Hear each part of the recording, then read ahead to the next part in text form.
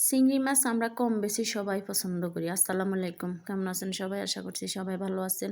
এই যে দেখেন আমি আজকে চিংড়ি মাছের মালাইকারি বানাবো। এই কারণে চিংড়ি মাছগুলোকে আমি আগে হালকা হলুদ আর লবণ দিয়ে মেখে নিতেছি। আর এই পাশে ইলিশ মাছও আছে। ওটাও আমি ভেজে নিব, তা একসাথে নিলাম। এগুলারে মেখে আমি রেখে দিলাম। এরপর চুলায় ফ্রাই প্যান বসিয়ে তেল গরম করে দেখেন চিংড়ি মাছগুলা ভাজতে দিলাম। আমার ছেলে আসলে চিংড়ি মাছ খুবই পছন্দ করে। ওর কাছে মনে হয় চিংড়ি মাছ যদি ওরে প্রতিবেলায় দেয় ও খেতে পারবে। মাশাআল্লাহ করে, কিন্তু চিংড়ি মাছ আসলে অনেকে অ্যালার্জির কারণে খায় না, আর ওটা অ্যালার্জিরও কারণ। আমিও খাই, তবে একটু কম খাওয়ার চেষ্টা করি। আর আমার হাজব্যান্ডও কম খাওয়ার চেষ্টা করে। দেখেন আমি চিংড়ি মাছগুলোকে ভেজে নিতেছি। এগুলা হলো গলদা চিংড়ি, মনে হয় মিডিয়াম সাইজেরটাই হবে এরকমই। যাই হোক, আমার চিংড়ি মাছ ভাজা শেষ। এখন আমি আরেকটা ফ্রাই প্যান বসিয়ে চুলার উপরে তেল গরম করার পরে পেঁয়াজ কুচি দিয়ে দিলাম 1 কাপ পরিমাণ। পেঁয়াজের পরিমাণটা একটু বেশি দিলাম। এখন আমি পেঁয়াজগুলোকে সুন্দর করে নেড়ে নিতেছি তেলের সাথে, পেঁয়াজগুলো যাতে নরম হয়ে যায় কারণে। এরপর দিলাম এখানে পাকা একটা টমেটো। আর আমি বিশেষ করে সব কিছুতে টমেটো দিই। তারপরে দিলাম কয়েকটা কাঁচামরিচ। এখন এগুলা দিয়ে আমি সুন্দর করে আবারও নেড়ে নিব ভালো করে, এবার যতক্ষণ পর্যন্ত এই পেঁয়াজ কাঁচামরিচ টমেটোগুলো গলে না যায়, এই আর কি। আপনারা কে কীভাবে চিংড়ি মাছের মালাইকারি করেন আসলে কমেন্ট বক্সে জানাবেন। অনেকে অনেকে অনেকভাবে করে, তবে আমি যেভাবে করি আমি তা আজকে আপনাদেরকে দেখাবো। আর এইভাবে করলে কিন্তু আসলে আমার কাছে ভালোই লাগে, খেতেও মজা লাগে। এরপর আমি এগুলা চুলার উপর দিয়ে শুকনো মশলাগুলো রেডি করবো। এখানে গরম মশলার গুঁড়া, জিরার গুঁড়া, হলুদের গুঁড়া, মরিচের গুঁড়া, বাটা রসুন, লবণ দেখেন। এরপর আমি এগুলা দিয়ে দিলাম পেঁয়াজ টমেটোর সাথে, দিয়ে আমি আবারও সুন্দর করে এই মশলাগুলা পেঁয়াজ টমেটোর সাথে সুন্দর করে মেখে নিতেছি আর কি। এই যে দেখেন মশলাগুলো যত কষানো হবে রান্নাটা খেতেও কিন্তু ততই ভালো লাগবে। আমি এই কারণে খুব সময় নিয়ে এই যে দেখেন সুন্দর করে মশলাগুলো কষিয়ে নিতেছি, যাতে করে এগুলো একেবারে সফট হয়ে যায়। ওই পর্যন্ত অপেক্ষা করতেছি আর কি।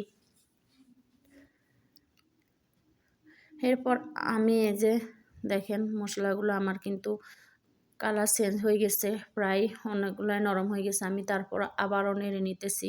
এরপর আমি এখানে অল্প পরিমাণে একটু পানি দিব। পানি দিয়ে মশলাগুলা আরও সুন্দর করে কষিয়ে নিব। যত কষানো হয় ততই আসলে মশলার খেতেও মজা লাগে, ঘ্রাণটাও থাকে না, আর তরকারির কালারটাও অনেক সুন্দর আসে, ওইটা আর কি।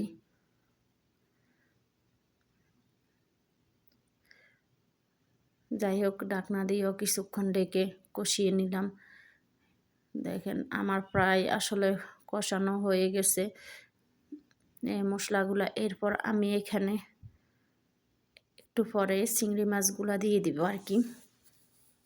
চিংড়ি মাছগুলা দিয়ে সুন্দর করে আবারও উল্টে পাল্টে এখানে মশলার সাথে মাছগুলা মিক্স করে নিতেছি।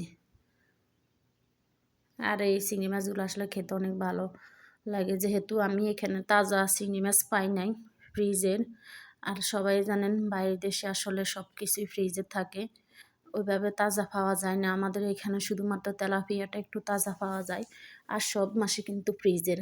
আমাদের বাংলাদেশে যেরকম আসলে তাজা মাছ পাওয়া যেত, স্বাদও অন্যরকম ছিল। তারপরও চেষ্টা করি স্বাদ করে রান্না করার জন্য। যাই হোক, আমি এখানে ঢাকনা দিয়ে কিছুক্ষণ ডেকে দিলাম, ডেকে দিয়ে যাতে চিংড়ি মাছগুলোর সাথে মশলাগুলো ঢুকে চিংড়ি মাছের ভিতরে। পরে যে দেখেন আমি কিছুক্ষণ পর পর সুন্দর করে নাড়িয়ে দিতেছি। আমার কাছে মনে হয় এইভাবে নাড়াচাড়া করলে আসলে তো মাছটা নিচ থেকে লেগে যাবে না, আর সুন্দর করে হবে, এই কারণে আর কি। যাই হোক, এরপর আমি এখানে দিয়ে দিলাম যে দুধ। দেখেন এখানে আমার প্রায় আধা কেজির কাছাকাছি আছে দুধ, আধা কেজি পুরা নাই। চিংড়ি মাছের মালাইকারিতে আসলে আপনারা কে দুধ দেন বা না দেন জানি না, তবে আমার কাছে ভালোই লাগে এভাবে দুধ দিয়ে। দেখেন কালারটা কত সুন্দর আসছে মাশাআল্লাহ। কারণ আমার মশলাগুলো খুব সুন্দর করে কষানো হয়ে গেছে। তেল দেখেন উপর থেকে কি সুন্দর ছিটে আসতেছে, আর এই ধোঁয়াটা আসলে যাইতেছে না, বুঝলাম না। এরপর আমি উপর দিক থেকে কয়েকটা কাঁচামরিচ আস্ত দিয়ে দিব ফ্লেভার আসার জন্য। আমি যেহেতু আগেই কাঁচামরিচ ফালি দিলাম আর লাল মরিচের গুঁড়া আমি অল্প পরিমাণে দিলাম এখানে, কারণ আর কি এই যে আমার রান্নাটা হয়ে আসতেছে। আর আমি আসলে এই রান্নাটা পুরোপুরি একেবারে শুকাবো না, একটু আঠালো জাতীয় করে রাখবো, যেটার আসলে যে ঝোলটা খেতে আসলে অনেক ভালো লাগবে। যাই হোক, শেষ পর্যায়ে আমি এখানে উপরে দিয়ে দিলাম কিছু ধনিয়া পাতা কুচি, দিয়ে আমি আবারও কিছুক্ষণ সুন্দর করে এটাকে জাল দিয়ে নেব। এটা দিয়ে আসলে এক নিমিষে 1 প্লেট ভাত খাওয়া যাবে। কে কী বলেন? আসলে আমার ছেলে তো বলতেছে যে আম্মু চিংড়ি মাছ কখন হবে, শুধু ওই অপেক্ষায়।